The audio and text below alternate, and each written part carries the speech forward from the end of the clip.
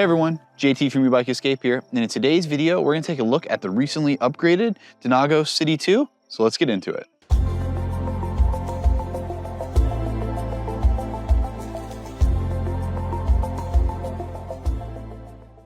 Before we take a closer look at the Denago City 2, I just want to ask everyone a couple quick favors. If you are looking to purchase any Denago e-bike, please consider using the links down in the description. All purchases made through any of those links help directly support us here at Ebike Escape, help us continue to make content like this. Also linked down in the description, we'll have links to our e-bike accessories list, top e-bikes brands page, and our e-bikes discount code page. And we will also have links to our newly opened Ebike Escape store, where we've kind of started to collect some high quality products that we like to use here and just kind of offer them out to everybody else. But that link will also be down there if you would like to purchase any of those products. With all that out of the way, let's take a step back and take a little bit of an overview look here at the City 2. My cat just loves being in all these videos. So the City 2 comes in at $13.99 and is offered in two frame sizes. As you see here, this is the Step-Thru version. It is also offered in a high step version where you have the traditional top bar that goes across.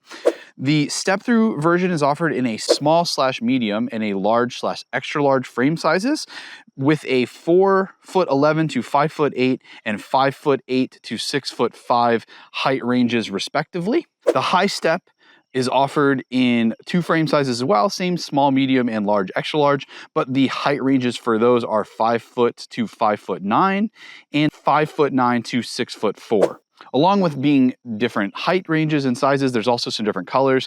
The color you see here on this Denago is actually called Wavy, and so it has a green sparkle. I don't know if it's gonna come through on camera, but it's a beautiful color with some black and bright green accents here.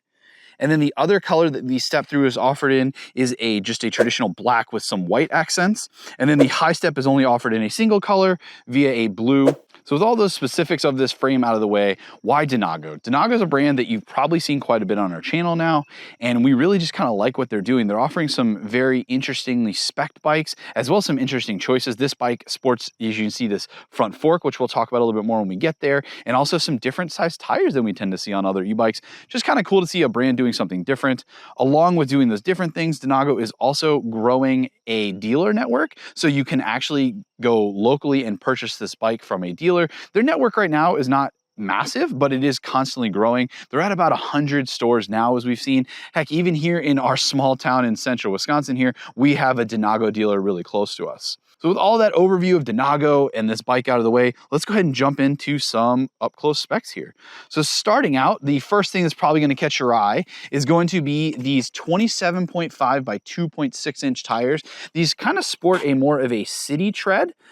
They do have some grip to them, maybe good for crushed gravel and road riding, but I wouldn't take them heavily off-roading. And they also are a little bit larger than we tend to see, at coming in at about 2.6, not considered a fat tire to most. And if you notice here, this is a bolt-on front axle. So if you do get a flat, just note that you will need to have an extra tool to get the front wheel on and off. We have a 180 millimeter front rotor and hydraulic disc brakes. These are Zoom hydraulic disc brakes, really common. They work perfectly well. We really have very few complaints about the Zoom hydraulic disc brakes.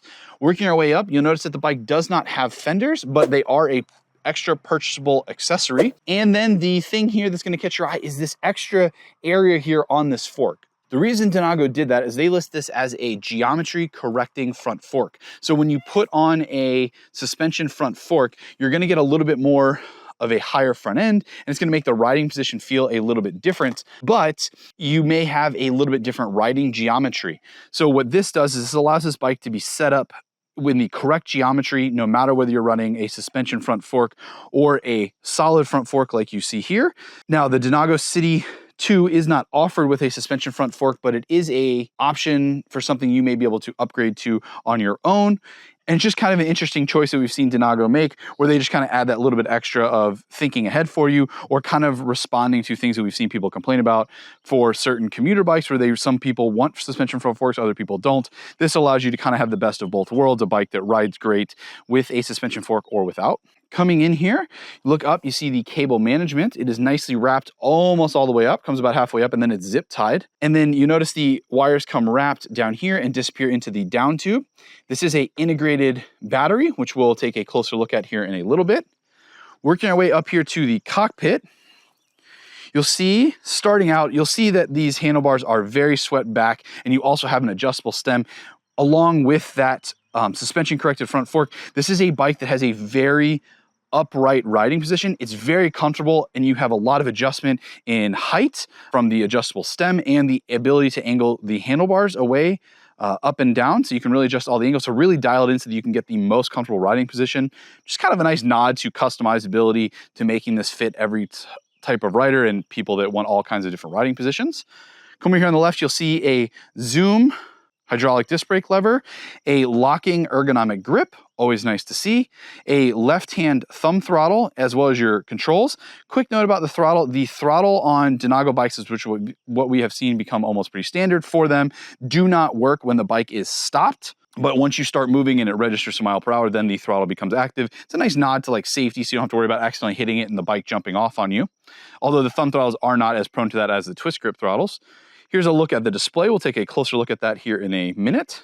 And then coming back to the 8-speed micro shifter, this is one of the under-mounted thumb shifters. They tend to just feel a little bit nicer, and they're just my preference over the traditional over-the-top cis thumb index shifter. Having that under shift just feels more precise, and they feel like they have a little bit more precision to them. And we really like the Microshift brand. So coming back to that display, you notice over here we have 3 buttons. We have power button is down here on the M, and the display will turn on. I do not know if you're gonna be able to see that. Let's go ahead and actually push into the shade over here so we can see that. Here we go, that's a little easier to see now out of the sun. So starting with the display, on the left side here, you'll see pedal assist 0 to 5. It's front and center, we have our speed, and right side, we have the battery percentage. And then down at the bottom, we have a trip meter. And then you push the M button over here on the bottom, and then you get a max speed and your odometer. One more time, you get your average to go, and then you notice a mile number down there at the bottom. That mile number is actually a estimated range. We found that to be pretty accurate, but just to note that that is assuming that you are pedaling, not using the throttle. And then one more push of the button gets you back to the screen we started on. So this display does have some advanced settings. To get into them, you push the plus and minus button together, and then boom, you jump into the advanced settings. Starting out, we have the wheel size. We're gonna leave that at 27.5. And then now LS or L5 here, we have a speed. So this is the top speed of the bike. So it comes shipped as a class 2, and that's at 19.9. And you do have the ability to turn it up all the way to 27.9 before it just jumps down to the lowest speed here, and 27.9. And now a quick note about this. Denago in their manual has this cool chart. And what this references is on the left side here, you see the top speed that you set the bike to. References the top speed that you will be able to achieve in every pedal assist. Maybe if you're looking to set the speed closer to somebody walking, or maybe somebody else riding a road bike, you can pick the speed there via pedal assist. Just a cool chart, something we haven't seen from a lot of people. Kind of another nod to customizability of this bike that Denago is slowly becoming known to us for. And then in the advanced settings, you push the M button one more time and you get to BL, and it sees flashing through. That's screen brightness. And then one more time, now you have your units. You can change it from miles per hour to kilometers per hour. And then one more and you're back to wheel size. And one other thing you can do here in the advanced settings is when you are on the wheel side after you've gotten into the advanced settings, you press and hold the plus and minus buttons again. And this will put up a Y and N that you can set. And this is actually a password for starting the bike. It's a nice security feature. We're gonna go ahead and leave that on, and I'll actually show you how that works. So here, so it is on. And so now we're just gonna back all the way out to the main screen. We will turn off the bike by pushing the power button, and then you push the power button to turn it on, and you'll notice here when you start it, it says P5, then you have to enter your code, and then you would simply, here's where you would push in the dial to enter your code, and then you cycle to the 4th number, and if it's correct, it'll take you to the riding screen. So like I said, a nice little security feature that this bike has, something we haven't seen on a lot of bikes. All right, working our way down from the cockpit, like I said, you have that nicely integrated battery here in the frame. You have your key on this side. You have a button on the battery that you push to reference. The color, you're not gonna be able to see it here in the sunlight. And then coming down the frame a little bit more, you see we have the charging port down here. The battery can be charged on or off the bike. The Denago City 2 does come shipped with a 3 amp charger, just an amp more than we've seen from other manufacturers, but that will help decrease your charging time just a little bit. I will go ahead and take the battery out of this bike towards the end of this walk around. Here you'll see we have this nice brace welded in here. You get maybe a little bit better idea of that color, how it kind of changes in the sunlight, really nice and reflective. You have a sticker here that says this is a Class 3 e-bike, as it is capable of 28 miles per hour, and we'll show that off in the first person riding footage. The sizing here, and then you have the City 2 here down in the frame. If you do notice, there are no bottle cage bosses anywhere on this bike. There is a product actually in our e-bike escape store from Bike Case that allows you to kind of mount via straps a bottle cage mounts, so you could have a water bottle if you wanted to, but just note you will lose some of that step-through ability here. And also, like I kind of called out before, we have this really nice brace welded in here to the frame. What that allows the City here to have is a weight capacity for riders of about 300 pounds. Here we have the Tracy Zoo metal pedals. These are pretty standard pedals. We've seen these on a couple of other bikes. And then you'll notice it is out of the way of the kickstand, so you don't have to worry about hitting that while, say, moving the bike around. Up here, here's the matching Zoom hydraulic caliper in the rear with a matching 180 millimeter rear rotor. And before we talk about the motor, I just want to point out these bosses here on the rear frame. One of the other purchasable accessories for this bike is a rear rack. And one thing I realized I did not call out is that on the front here, the front head tube, right here around this branding, you'll notice that there are no bosses. So there is no way to mount a front rack to this bike, but there is the ability to mount a rear rack to the bike using those bosses. And then now we will talk about the motor. So this motor is a 500 watt Shengyi, I'm probably butchering that motor, that we think is peaking a lot higher than that. Actually, we know it is. This is the same motor that is on the Denago Folding 1, which was capable of carrying me up the hill pretty well. So I'm excited to see what this bike is capable of. Be sure to stay tuned to our third-person riding footage where we'll do a throttle and pedal test of putting this bike up a hill with myself on it, a 225-pound rider. We'll see what it is capable of. Here we have the motor cable coming out and running down the frame. But coming back here is a look at the drivetrain. So this is a 8-speed rear cassette paired with a microshift 26 rear derailleur. Now we found this to be perfectly adequate, shifts through the gears, has a nice barrel adjuster back here. And the gearing on this bike in the rear is an 11 to 32. And then up here on the front, we have a double-sided metal chainring, which is a 42 tooth front chainring. Quick note about that 11 to 32, that's gonna allow you to pedal at those higher 28 mile per hour speeds pretty nicely. It's nice to see the 11 to 32 becoming a little bit more standard. Like I said, you can see the cables running up the frame here. And here's a look at the matching pedal to the other side. Working our way up here, you'll notice we have this nice Denago seat. It is a little bit wider than we've seen, which kind of fits the commuter or upright riding position of this bike. But if you are looking for something maybe a little bit comfier, be sure to reference our e-bike accessories list and soon our e-bike store page, where we'll start to try and list all of the seats that we see commonly purchased. Another nice thing about this seat as well is that it has this handle on the back, just nicer for being able to pick up the bike and say move it around, although it is a little bit heavy with the motor in the rear, but it is a nice thing to see. And the height available from the seat goes to about here. And here's a quick look at the height that you can get out of this seat. So you could really fit a pretty tall rider, and then you'd be able to have some adjustment in the cockpit there, but that's a way more space than I'm gonna need. All right, let me go ahead and throw you guys on a tripod, get that battery out, and show you how that removes. To remove the battery, you will need the keys. Again, the keys are only needed to remove the battery, not to start and operate the bike. You simply put them in and twist them towards the front of the bike, and the battery will pop up and out. It's nice that this is on the top of the frame, as you don't have to worry about the tire placement to maybe try and get it out from underneath or anything out of the side. On the top of the battery here, like I said before, you have this LED light which references the charge. And this is a 13.6 amp hour battery, 652.8 watt hours. You have your plug on the bottom as well as your charging port tucked in down here, so the battery can be charged on or off the bike. To put the battery back in, you have this little indention.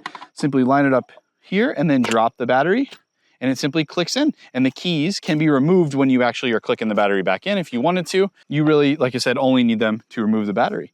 So there is a overview look of the Denago City 2. Let's get to what everybody wants to know. What is this bike capable of in riding, and how does it handle? So let's go ahead and throw it to some first-person riding footage. All right, here we are at the riding portion of the Denago City 2 review. What I'm going to do here is I'm going to try the bike out throttle alone to get to a top speed, as well as then run through the various pedal assist levels. While I'm here, let me quickly go into the advanced settings and make sure I have, yep, so we are turned up to 27.9, so right about 28 miles per hour, which is the limit for a e-bike classification.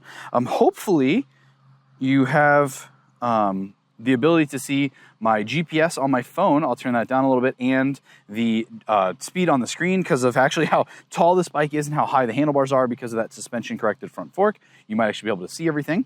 Yeah, so we're just gonna go ahead and bump back out to the main screen. You get full access to throttle once moving, of course, even in pedal assist level 0. So I'm gonna start out, I'm just gonna leave it off, start pedaling, and as soon as I do, I will go to throttle, get you my top speed that way. My phone is running a speedometer app for an iPhone, as well as using a bike case phone clamping mount. It's really becoming one of my favorite. I haven't actually lost my phone at all yet, which is always a plus. It's pretty much how you rate a phone holder. So all right, let's go ahead and start. Again, pedal assist level 0, we're gonna get into throttle. I expect this to carry me up to 20 miles per hour with pretty much ease. And yeah, this bike feels quite tall. So there you go. See, once I got about 5 miles an hour in there, I was able to get the throttle, and the bike 16, 17. Okay, looks like maybe that's leading a little bit high. There's the 20, 21-ish. And there you go, kind of cut back power there, and 19 miles an hour on the GPS. So that's pretty good. Let's go ahead and run up to pedal assist level 1 and start pedaling. I'm gonna have to shift here. There we go. And pedal assist level 1 with just moderate pedaling. Again, this is a cadence sensor. We're at about 16.5 there, miles an hour. And this is a pretty comfortable cadence. Put a little bit more resistance. 16, and the GPS on the phone is saying 14. Turn that up to pedal assist level 2. And now we're at about 18. And the GPS on the phone is saying 16, 17, 18. So it's about a little bit of a different 20 miles an hour. And that's only in pedal assist level 2. This 500 watt motor is completely capable of carrying us at speeds that it is rated for. Go ahead and kick her up just a little bit more. There we go, pedal assist level 3, 19, 20, going, I'm in 8th gear on the rear. And there we go, 22 miles an hour, into a little bit of a headwind here. Again, feels completely comfortable, just cruising. Pedal assist level 4, again, feel the motor kick up there. 23 miles an hour, 24. Okay, I'm starting to ghost pedal there a little bit. So GPS says 26, a little bit of a turn here. There's another little bit of a turn after this. Let's see how, there we go, 21. I mean, pedal assist level 4, I'm in the top gear on the shifter here, and it is just cruising. Give it a little bit of brake to get around this turn. And then here's where we'll be able to pedal, and we'll probably kick it up into pedal assist level 5 and see. So there we go. So starting out from a little bit lower in there, here we go. Kick it up to pedal assist level 5. Again, can feel a little bit more power come on there. And I am not ghost pedaling, I'm providing a decent amount of power, pretty high. Okay, so there you go. As soon as you hit 27.9 on the speed for the bike, it cuts the power. And the GPS pretty much confirms 26, 27, there we go. 28 miles an hour, of course, going down a little bit of a hill. But yeah, that pretty much confirms that this bike is capable of class 3 speeds with pretty relative ease. I was not pedaling much, and you can hear I'm not out of breath or anything from working. Yeah, it's a nice bike.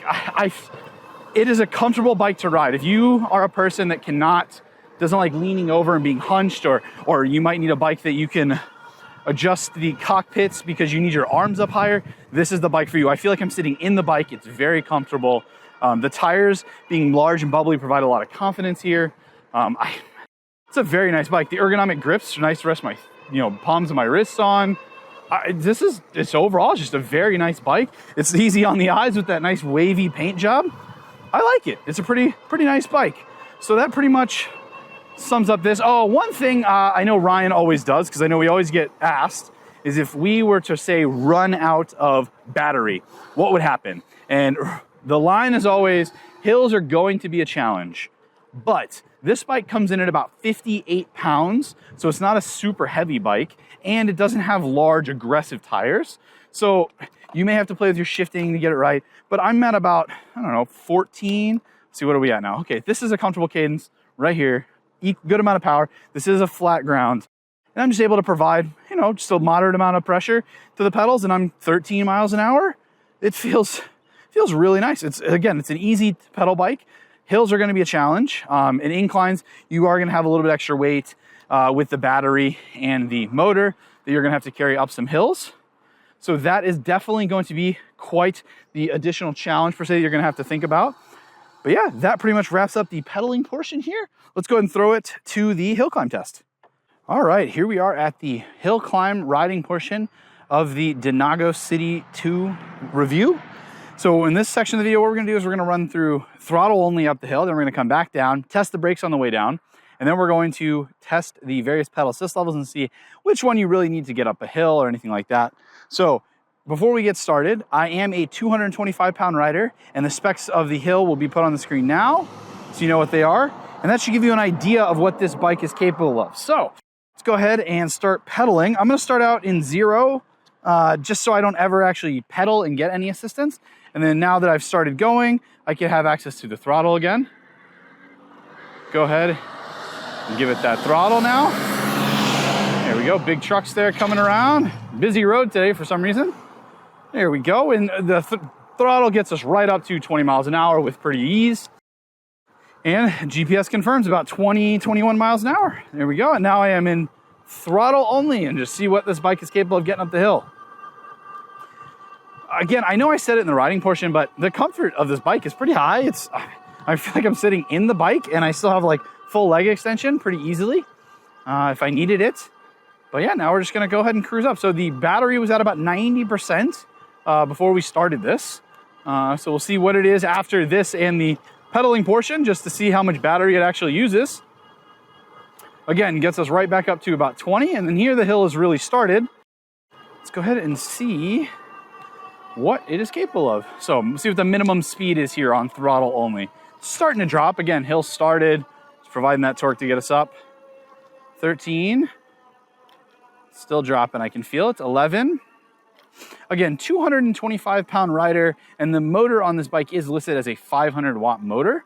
So it is still a smaller motor.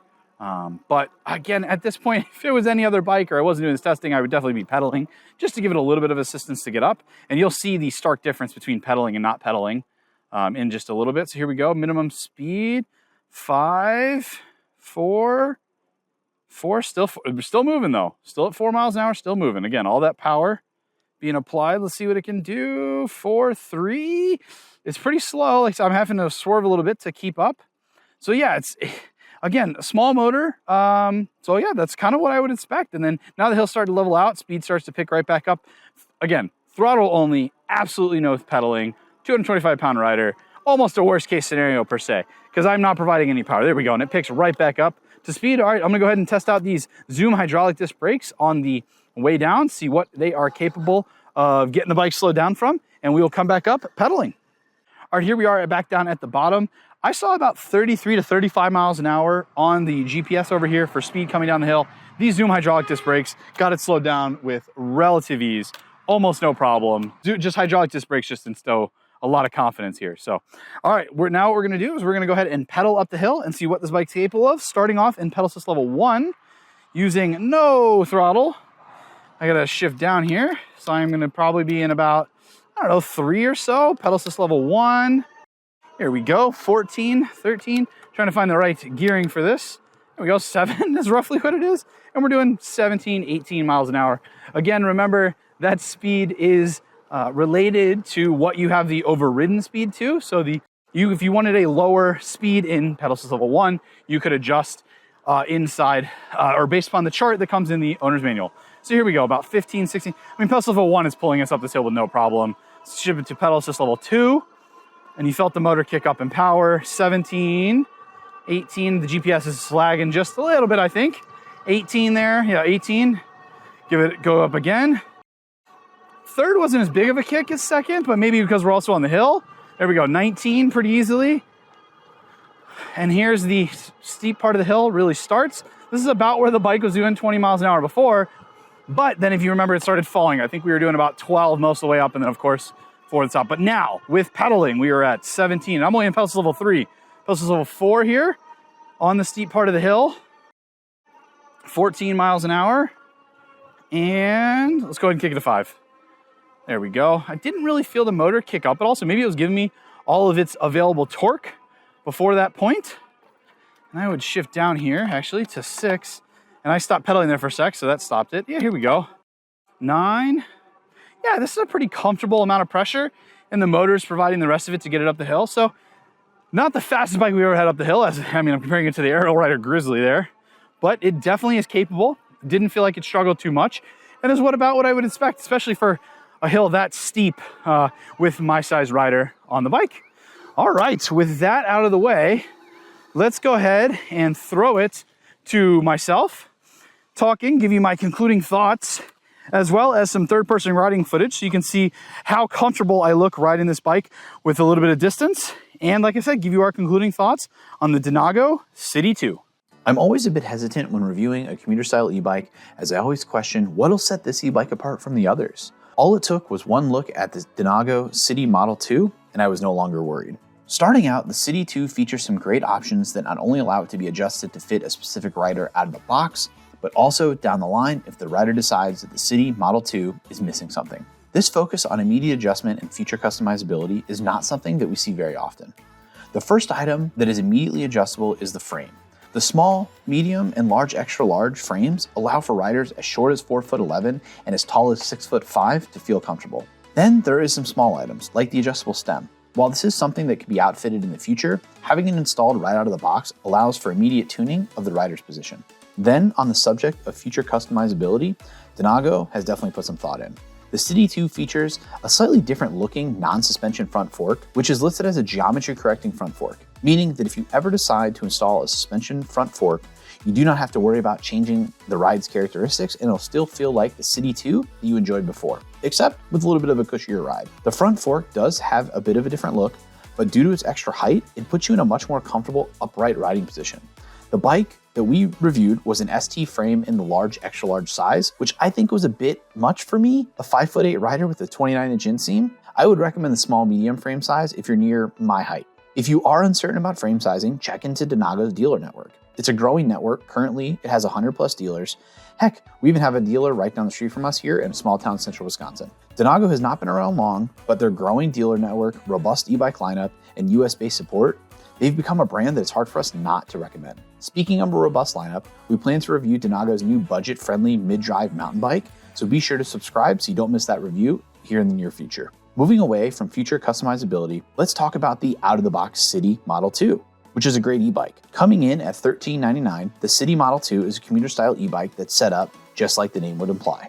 The 27.5 by 2.6 inch tires are going to provide a bit of compliance and comfort on the road, while minimizing rolling resistance. Those tires and the 58-pound total weight capacity allow the integrated 13.6 amp battery to get a claimed range of 20 to 40 miles. The battery is nicely integrated into the frame, one of the upgrades of the City Model 2 over the Model 1, which also contributes to a sleeker down tube. While we always like to see bigger batteries, the 13.6 amp hour battery is at the average size that we see for this price point. Some things that we often feel are overlooked around this price point though are the brakes and drivetrain. The City Model 2 comes with Zoom hydraulic disc brakes and an 8-speed microshift drivetrain. Both Zoom and microshift are brands that we've been seeing with increased frequency. Thankfully, we've had no major issues with either brand's components, and we use them daily on some of our e-bikes. The 500-watt Shengyi motor was capable of getting me, a 225-pound rider, up our hill on throttle alone. While it never stopped moving, it did slow down quite a bit. Keep this in mind if you're looking to get the C-Bike to use only on throttle, as hills may require you to put in some of your own power. Another Denago you might want to consider would be the Denago Folding 1 or maybe even the Fat Tire e-bike, as they both perform much better on our hills on throttle power alone. On the bright side though, the City Model 2 on flat ground was capable of Class 3 speeds with a top speed of 28 miles per hour, which outperforms some e-bikes around this price point that tend to top out around the 20 miles per hour. While talking about the throttle though, I have to mention my biggest gripe with all Denago e-bikes, the throttle not being operational from a stop. While I understand this is done as a safety precaution, so you don't accidentally operate it and cause an accident, I do wish this was a programmable function in the display. If I helped you decide that you'd like to purchase the Denago City Model 2, please consider using the links down in the description. All purchases made after clicking those links help keep the lights on here at E-Bike Escape. Overall, if you're looking for an affordable city-oriented e-bike that still offers some creature comforts as well as bike shop support, then the City Model 2 is definitely worth considering. Let us know down in the comments what you think about Denago and the City Model 2, Ride safely, everyone, and I'll catch you all in the next one.